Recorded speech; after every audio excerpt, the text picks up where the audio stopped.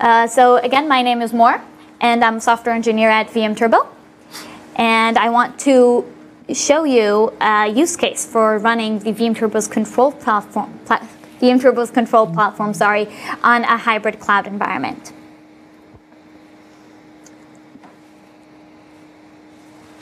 Okay, so this environment is a hybrid cloud environment running on Arista switches.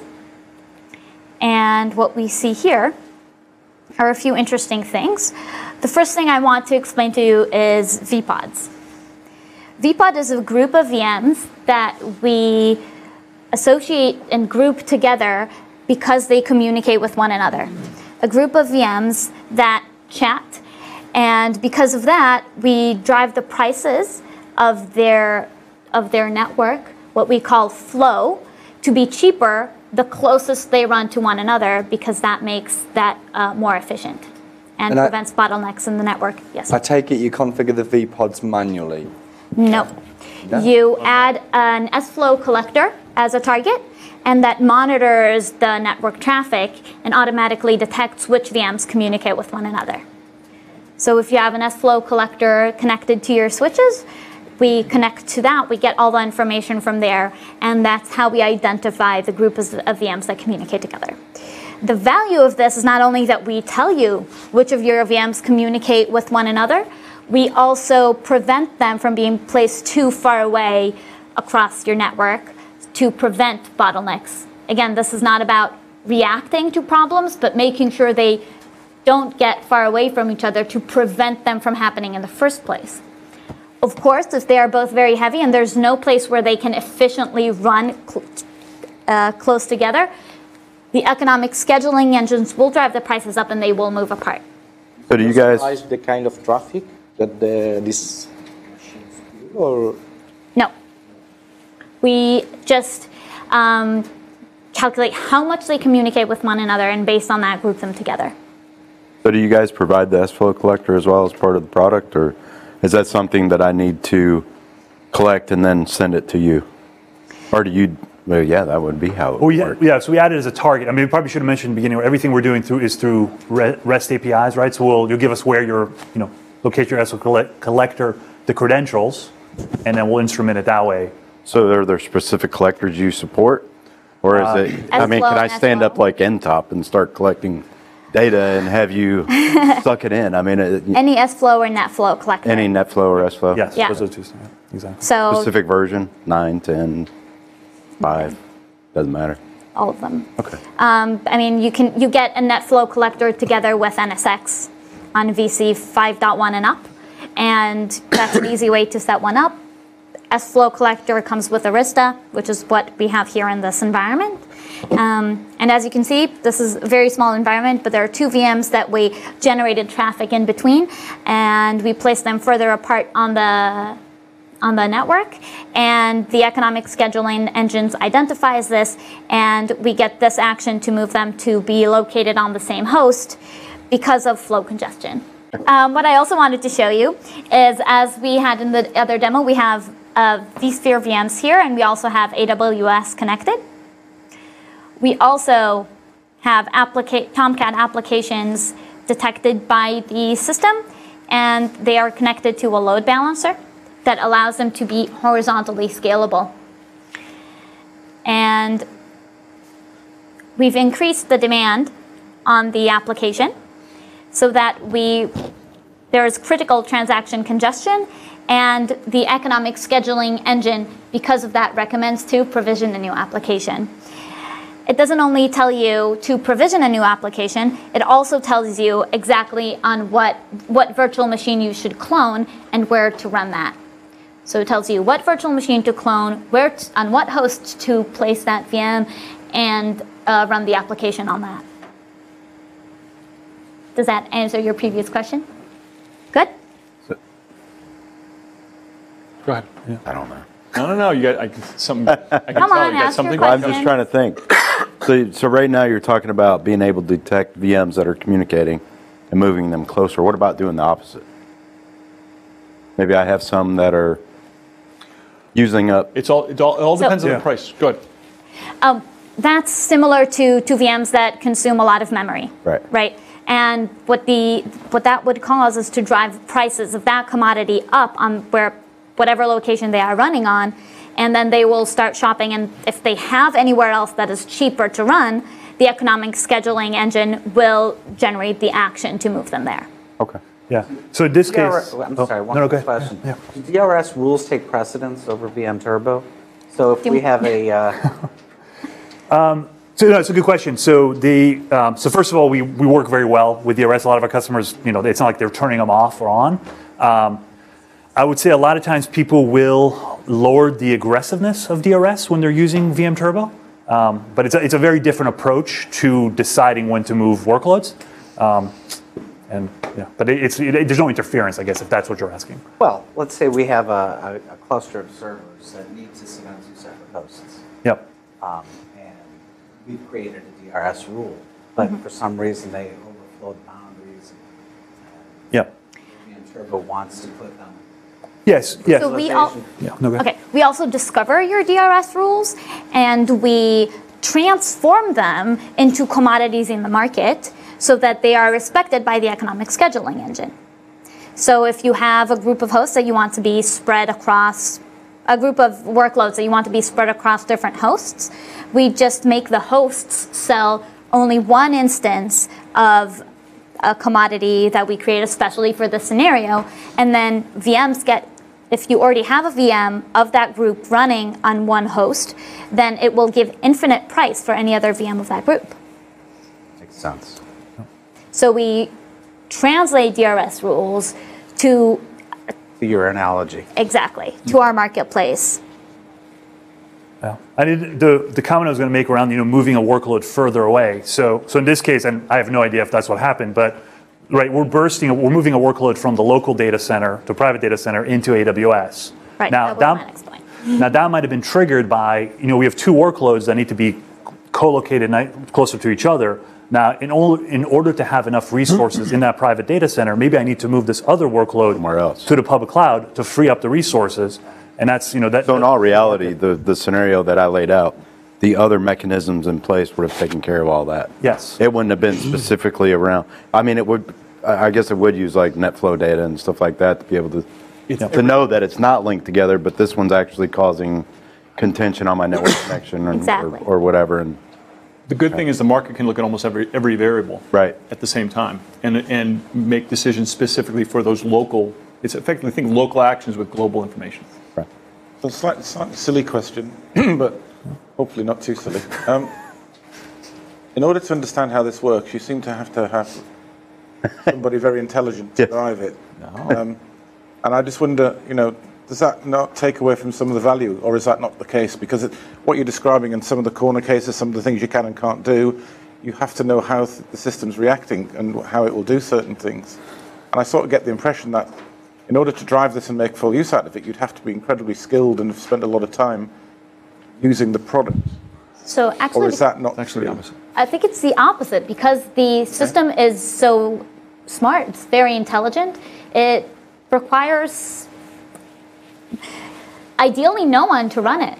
If you turn on automation, all you need to do is sit back, relax, and look at all of your actions disappear and But the if it does circle something become green. unpredictable that you're not expecting, Because then we're lousy at configuring it. Yes. editing and- yeah, I mean, then that's the hard part, right? then it just You don't need to you might define get- the budget. You just need to say, these applications are more important to me No, and but this that's what I mean. less. So Or you don't that's need the to do that at architectural all. part of Right. the market. Yeah, and yes, and I guess just to expand, I think for most, I mean, for us, we believe like for a system administrator, right? It's about first of all getting them to trust that these decisions are better than them going and trying to investigate what to do on their own, and that's an important decision that an individual needs to say, I'm going to trust the system. Now, a lot of the out of the box, or not out of the box, the most common decisions that a user will trust are things like move because they're used to those, and they'll very quickly do those and see that issues don't occur. Getting to more complex, like I want to give budgets to these workloads. And everything that tends to be probably larger organizations, more sophisticated. They've got dedicated application teams that are focused on those apps. And we work along with them to help understand the configurations, helps the settings. But I would say that for the majority of our users, it's about downloading. It's a single VM and trusting the decisions. So, Is And- it, with your existing customers then, what do they tend to do? They tend to trust the system, and if so, how long does it take them to get to that point? And have they been burned? I don't expect you to answer the latter, but I'm certain because they never have, right? a few years ago, maybe. Yeah. Yeah, so I think we have well, just quickly on the timing, we do have a stat. I think we actually wrote a blog post about this. I want to say it's 60 to 70% of, and these are prospects, not customers. They're still going through the evaluation process. Automate before they buy. So they are trusting and automating motions, right? So moving of VMs, typically because they're used to that capability. Now, and we actually maybe in follow-up tech feel that we are starting to get a lot more data for our customers on analyzing or understanding what's going on. We do see, I mean, it's hundreds of thousands of decisions or actions that our customers are taking.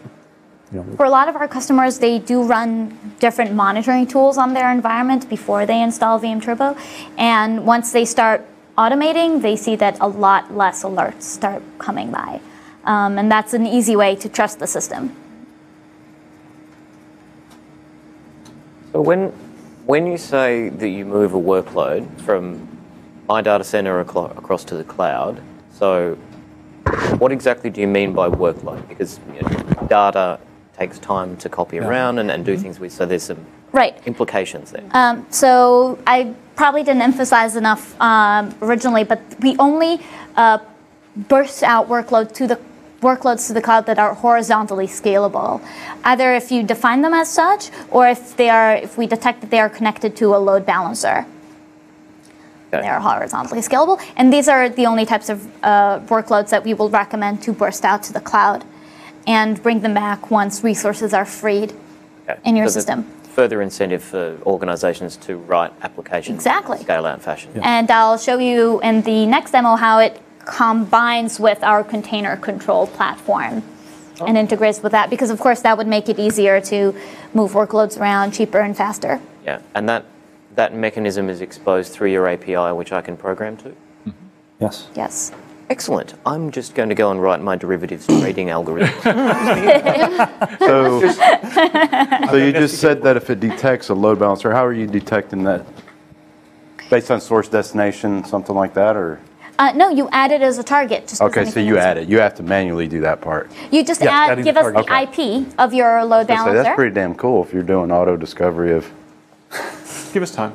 It can be done, but I'm not. So if you have a load balancer running on AWS, we do automatically detect it. Sure, but I'm thinking like F5, something like that, or that would you give us the IP for NetScaler specifically, and then you can discover like all of the context and things like that, and all. So one of the interesting things I can show you later, you can add a bunch of different targets, and the environment will stitch everything together. So if you have NetApp NVNX, and you have VC, and you have VCD, and you have NetScaler, and you have AWS, and then you run Kubernetes on top of that, and anything else, and you have a flow collector, and you add an Arista switch, you add all of these things, and the platform identifies the connection between the different entities that it can get data for from the different targets.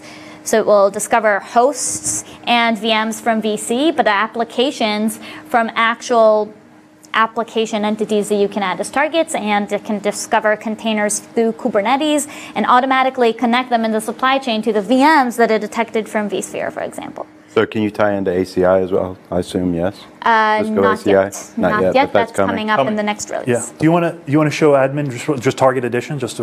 Yes, I'll actually on a different use. Okay. Yeah. So it's, I mean, a lot of these are, and just maybe to emphasize, there's a lot of targets that today we have out of the box. One of the beauties of the model is that it's very, very easy to add an additional target. Particularly once we've done something like we've added NSX, so now other software-defined networking providers. It's just another provider that we want to add to the market. Right. Justin's actually because you've already got the methodology. You've already got that method down. Yeah, and we have an SDK. So if you are very passionate about a target that we do not support, you can use our SDK to write your own discovery for that entity. And again, the minute you abstract it to fit with our model, with our economic scheduling engine, then everything else works out of the box. Cool. right? So I really, really do want to show you, I'm sorry about that. You're in good shape. I really do want to show you all the targets that we have, so let's wrap up this use case because I need to change my VPN before we can switch over. What I wanted to emphasize, Ben mentioned it a little bit earlier, that in this case, because resources are scarce in the data center that we are monitoring, that we are following, then we recommend to burst out to AWS, even though the application that we are recommending to clone is running in the private data center. Right. So do you actually recommend expanding the physical resources as well on-prem? So that depends on the type of, I like to call it demand pattern that we detect. So if you consistently need more resources and you don't have enough in your private data center, we will first recommend that you clone to assure application performance right away, but we will also generate an action to provision new hardware. And once you have that available, workloads that can move back to run on-prem, we will move. But at the same time, there are certain demand patterns that are very bursty and short-term. And for those, we would not necessarily recommend to provision new hardware and expand the resources in your private data center. It's more efficient resource-wise to run them on the cloud. I have a general question. It probably applies to all the scenarios. How am I notified? Like, do I have to come to the console to know that there's an alert waiting, or do you get an email? Can I configure? How can I be notified? Can I be paged? Well, yeah. Well, hopefully you've automated them all, so you don't have to come to the console. No, but well, so then the second part to that question is, if I'm automating everything, how can I go back and view what's happened in case there's an issue? Yeah. So we do have. It's kind of a two-part. Yes. So I know we do have reporting capability, right? So you can get, and a lot of times for users, it's not even you, but it's larger organizations, change of control. You want to make sure that people are tracking. So we have reports on what's happened, what's pending, what's happened over a time period, whether that's a couple of days, a month, or longer. We also can very easily connect REST APIs to other systems if those are your primary, the primary system that the organization is using to look at the infrastructure. So that's all very. There's also all of the actions that have been executed by the system for every specific entity would appear in this window here. That's the audit log. Specifically for this entity, we didn't take any action, so this view is empty. But there is a way to view all the actions that were taken by the platform, whether they were automated or executed manually. Okay, and then can I be alerted outside of the system? Yes, you can set up for different recommendations and actions that we generate, different policies, a mailing list that you want to mail this to, or SNMP traps or pop-ups on the system. So if you have things that are very, and you can set up those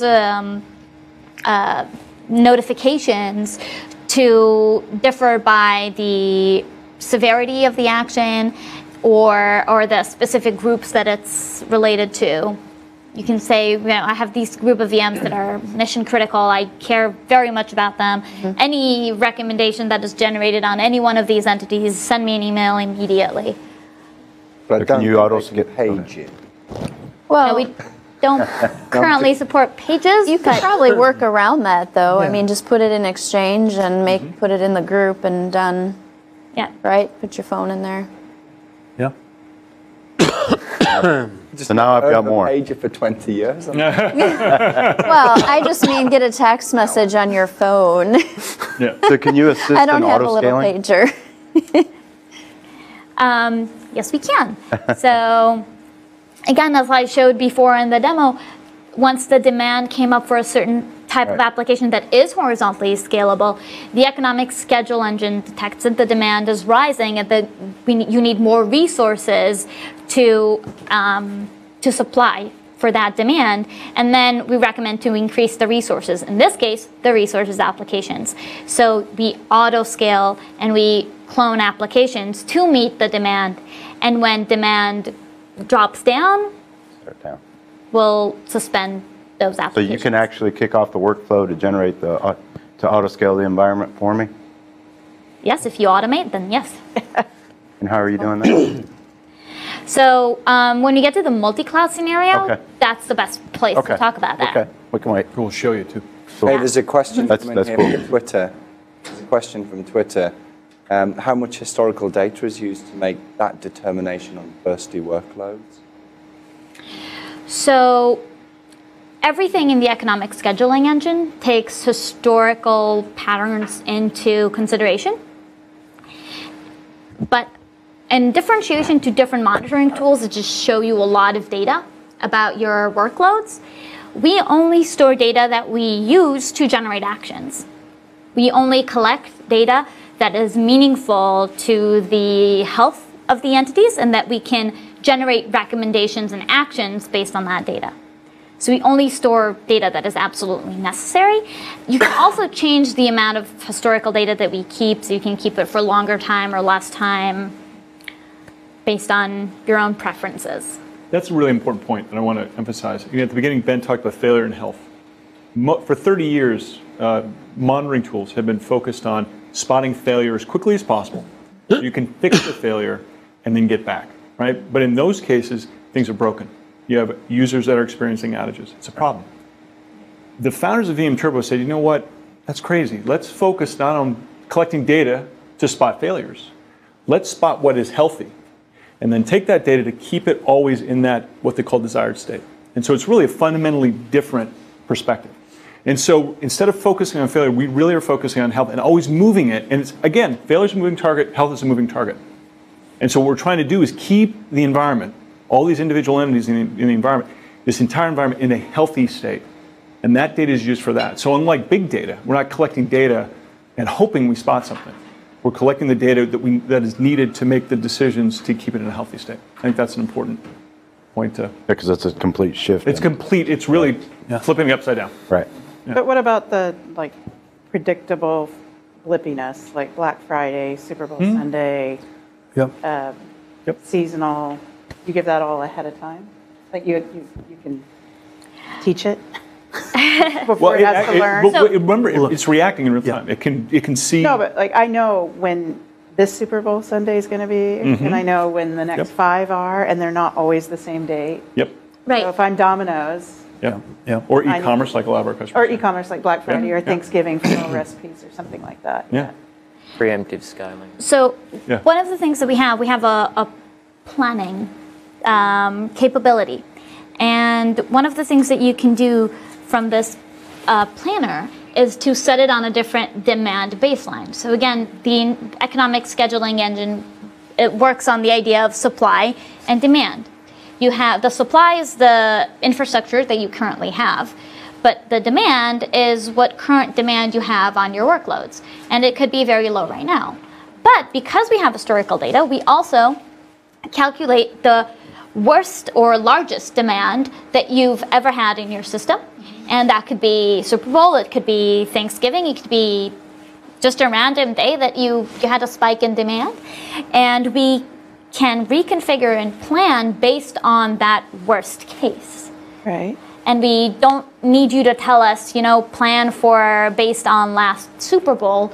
We tell you, let's plan for the worst. And you can take that, feed it in as a baseline to the plan, and the economic scheduling engine will run on that new baseline and tell you what you need to do on your current supply, on your current infrastructure, to be able to assure application performance for your worst demand.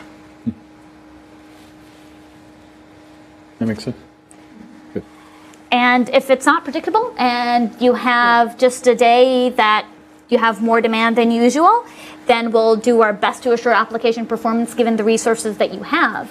But again, we cannot automate adding new infrastructure unless you have public cloud available. Yep. And then workloads that can move and that won't, that risk would not be introduced by moving them to public cloud providers. If you're on automation, we'll just move them right when we detect that there's that demand went high enough. So I couldn't have like standby gear or something, like or cloud or compute that or is something. really standby. It has to be public, like public cloud based to be able to scale my environment based on demand. Yeah. So in order to do that, so for example, I'm about to launch a new application which I imagine is going to be quite successful. So there is no historical data available to the system. We can't guess but I have an idea that it's going to do this. But what I want to do is I want to say, right, I'm going to spin up some resources ready for this workload to arrive, so I'm prepared. I just want to make sure that VMTurbo doesn't turn it off because it thinks it's smarter than us. So you can add reservations to the system. Yeah. You can tell the system to reserve whatever you think it needs. So you can say, you know what, this type of virtual machine, I think I'm going to be needing 1,000 more of those, and you can create reservation for it. What the reservation means for the economic scheduling engine, we basically create fake virtual machines, add them to the economic scheduling engine, and everything behaves as if those virtual machines are already there. So we will tell you exactly how many new hosts you need to buy, new storages, what bottlenecks you will have, given the demand that you said you will have in the future. And we will also make sure that there is space for it. Yeah, I'm thinking of sort of the cloud bursting capability. So I've sort of preemptively bursted, and I want to say, look, I'm going to guess at what it's going to be tomorrow based on whatever information I have. And so could I have here's the reservation, and if I need more, because load is increasing, then VMTurbo will take over and do that, but keep the minimum. So it'll do that, and that'll be okay. Yeah. Yes. That's very cool. We think so too. Yeah, that's where I was going was. Remember, the application can earn revenue. More transactions, more revenue. The transactions start to slow, latency increases, especially towards the QoS target, more revenue, right? And what that does is it enables that application to get the resources it needs to make sure the demand at that point is being effectively shaped to meet its demand. Yeah, there is a bit of wrapping your head around the terminology required to. That's where I get stuck at. What you do, yeah. Well, it's software. Well, I mean, because you're talking money and buying and markets and, the whole thing. And Justin gets it. We've been through this before because he has that background. But I don't know if that's where you were going earlier, was the terminology that they use for. I was worried about. I get caught up in it because I'm like, I don't understand what they're talking about. But I get that. I just wasn't sure how. We can translate it to a regular, real life scenario. Let's say you're a Starbucks owner, just one branch, and your revenues start going up because there's a lot of demand for what you're selling, right? The lines get really, really long. What do? Go somewhere else. One of two things. You either, as the owner, what do? One of two things. You either expand your branch, meaning resize up your resources, or you charge people more. Exactly. We are talking like about a London Starbucks. That's a true capital market. Absolutely, you charge them more. If you make a lot of money and there's a lot of demand for your resources, you either open a new branch or you expand your resources. Prices go up anyway. And that's the same that happens in our system. If an application gets a lot of demand, it will generate a lot of money. It specifically is not selling for anyone, so it cannot increase the prices. So what it does is it either clones or expands the resources on the virtual machine. The key is in a private data center, it's a type of virtual currency that fits in the model, right? And as Ben talked about, it's a function of utilization and frankly other constraints. As Matt was talking about, DRS rules. DRS rules can be brought as a commodity. Constraints like anti-affinity rules, other types of policy constraints are also automatically discovered by VMTurbo and brought in the exact same way. What's fascinating is when you get into the public cloud, you go from, because in a private data center, you may not have actually put a price on your hardware, right? Oh, how much did this cost? How much did that cost? Now, we're starting to look into helping you price your own private data centers. But the public cloud is fascinating because that pricing data is real money. So some really interesting things start happening even in the public cloud. Yeah, because you look at it totally different at that point. Yep. Yeah. And so it's a much more of a real world money kind of situation. But you guys also support OpenStack. Yep. And, OpenStack, Azure, Hyper-V. Hyper-V. Not just VMware. The pricing in the cloud is not necessarily demand driven. It's not. It's not. Right. It's pretty flat. I/O operations, your different levels of VMs and stuff like that are based on the amount of time per amount of CPU cycles per hour.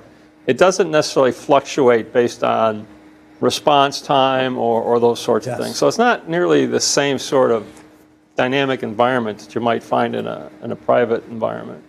But I think, I agree. I think if you look inside the instance itself, a lot of the question becomes, EC2 instances, did I pick the right template for my workload? And typically companies will say, well, I'm just going to overestimate because I don't really know, I'm not going to go spend time. So I think and you're going to get charged for that instance.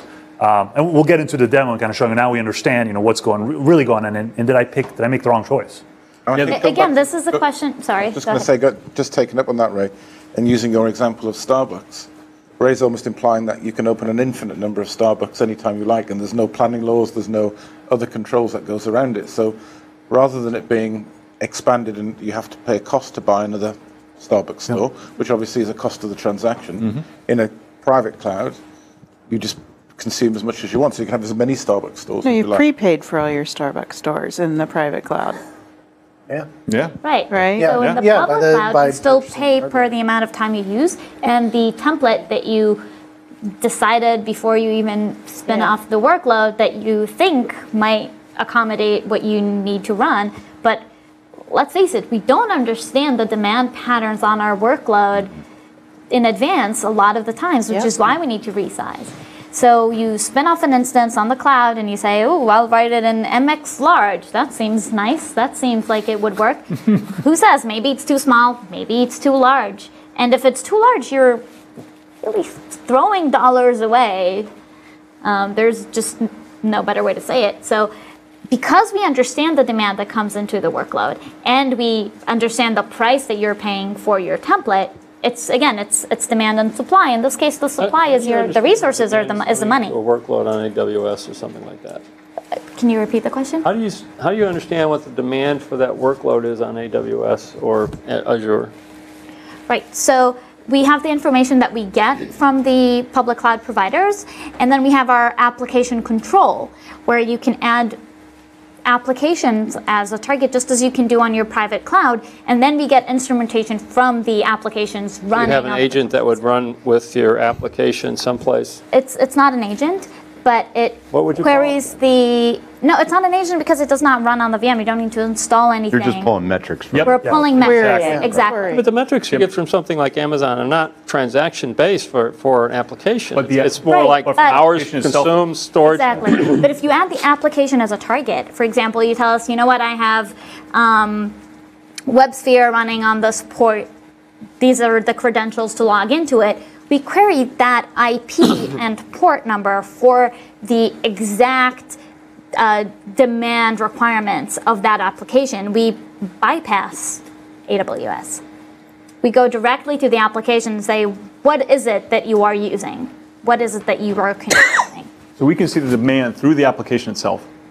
And on the supply side, we can see it however much visibility we're given in the different public cloud scenarios. But the key is the application, but I guess I agree. Yeah. It does, you're right. Not every application is going to have the same amount of visibility as a JVM or...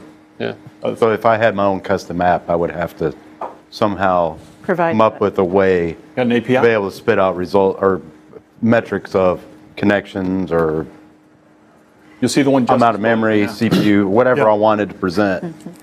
Exactly, and we use have the an SDK, SDK. right? Exactly, we have an SDK. You can write one. It's very simple. We have a lot of examples on how to use it.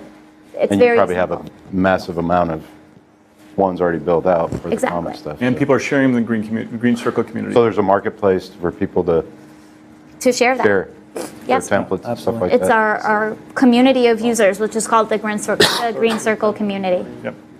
Okay. That's cool. Yeah, but I mean today, we'll get into the target specifically, but it's your most common JVMs and databases.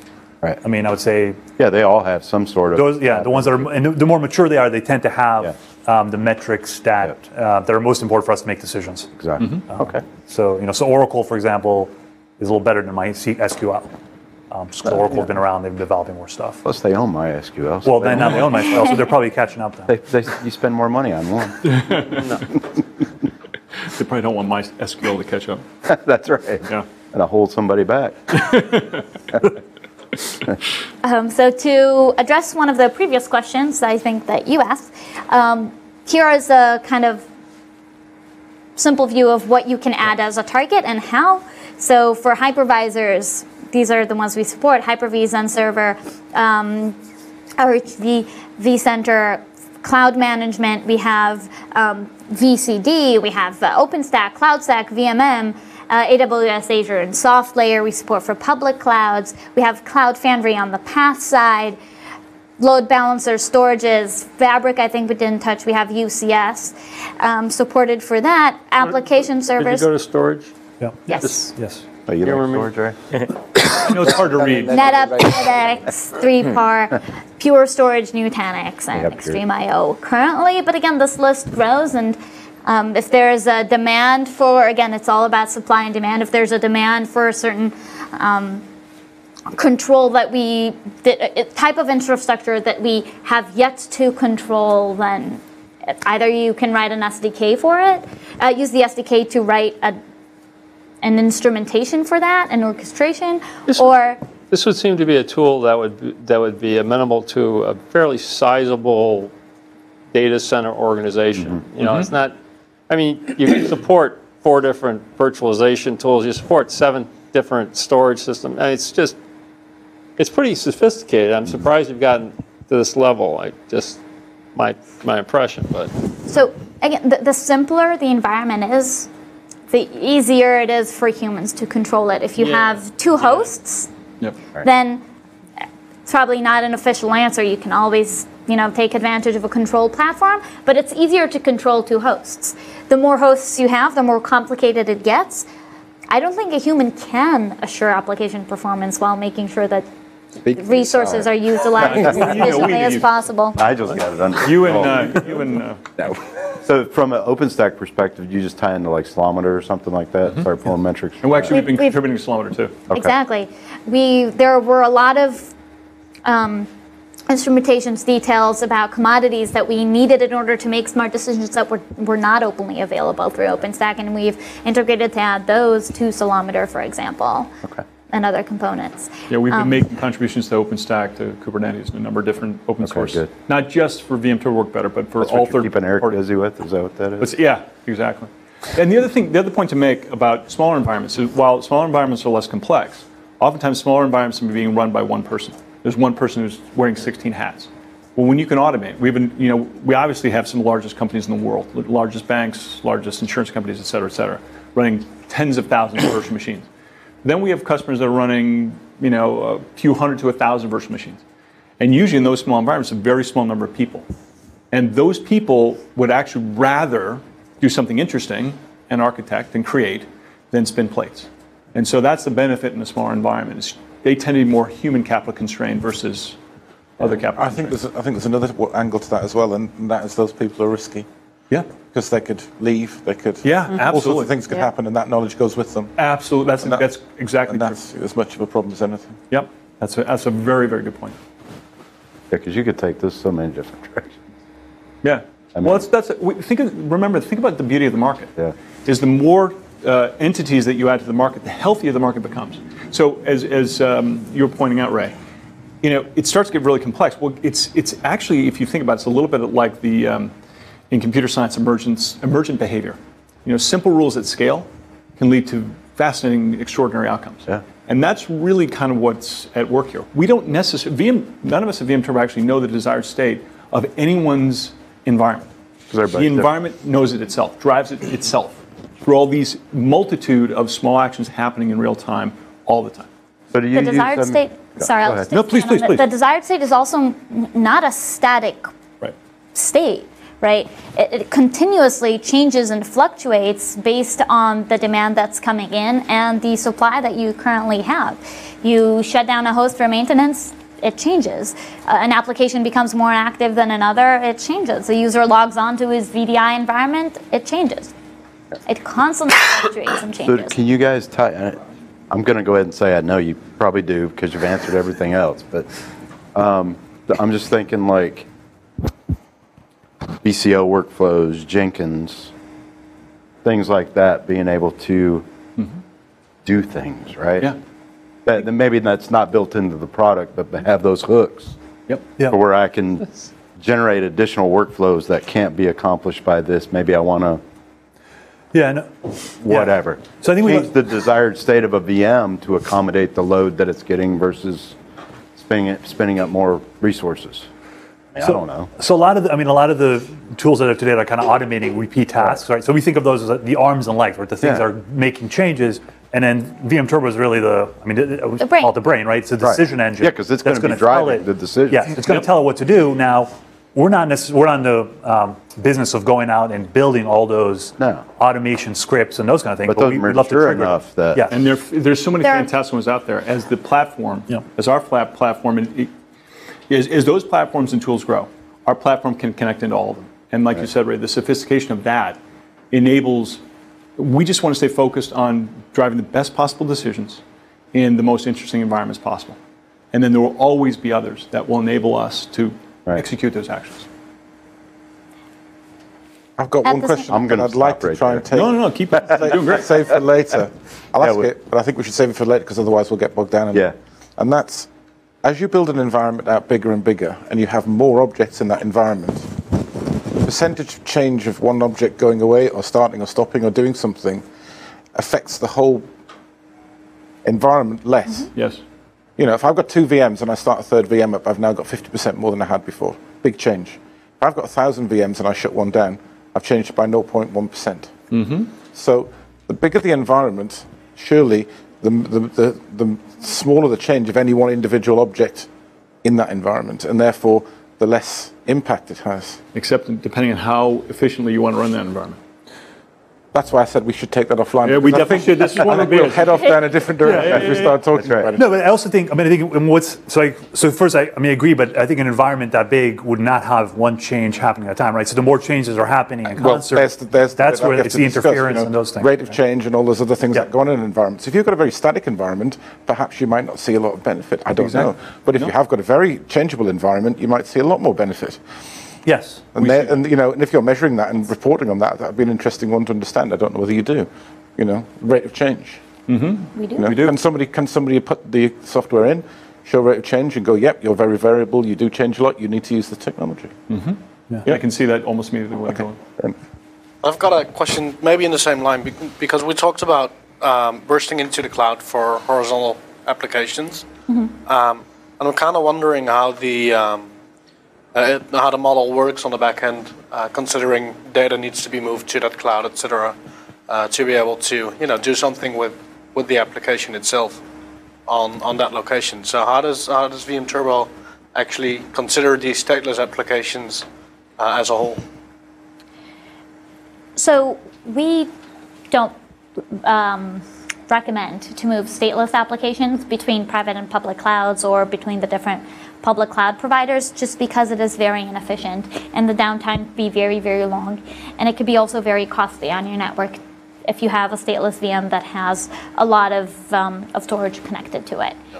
And again, if you have an environment that's all stateless, then you have less to benefit from bursting out to public clouds than an environment that is mixed or, ideally fully stateless. But if you have a mixed environment and resources are becoming scarce and demand goes up and the supply is not enough to meet the demand, and you do have some stateless workloads that can migrate, then we will recommend to move those. And do you consider it will automatically benefit the stateful ones? Exactly. And do you consider the different economics for a stateless application? Because a stateless applications, for instance, you don't need to move back. If you don't need the resources anymore, you just kill it, right? Yep. Yes. Exactly. So you do take those different economics into account? Yes. Yeah, nice. Definitely. Okay, let's drill down a little bit into Kubernetes and containers. This is a Kubernetes environment running on top of vCenter. And as you can see, we've detected container pods. We've detected which VMs that, again, were discovered from VC they are running on, and what applications, whether it's Apache or different applications, are running on top of those, of each container pod. We also, because there is an increase in demand, for example, on this container pod, then there is a recommendation to move it. Now, let's think about this a little bit. If you just look at the data here and you see that, this container pod is very utilized in CPU and in memory, There could be many things. If you just look at this data point, many different things that you could do. Maybe you need to resize the container to give it more CPU and memory. Or maybe if you drill down into the VM, recognize that the problem is actually on the VM. The VM is overutilized. So you don't need to change the configuration of the container pod, but moving it to a different VM which is less utilized will solve the problem. Again, only looking into a specific tier of the data center will never give you the visibility and the understanding of how to prevent problems, how to solve them, how to assure the performance of your data center. Right. A quick question. You talk about the container pod, right? So is that like you talked about earlier on, where virtual machines are communicating with each other? Is that how you define a pod again? Or? No, this is a container pod. It's a unit in Kubernetes. All right, it's the smallest Kubernetes unit. So it's not the pod that you talked, because I think you did. No, we talked about vPods before. Yeah. That's right down here. I'm with you. That's a completely separate thing. Okay. This is specifically something that's discovered via Kubernetes. Right.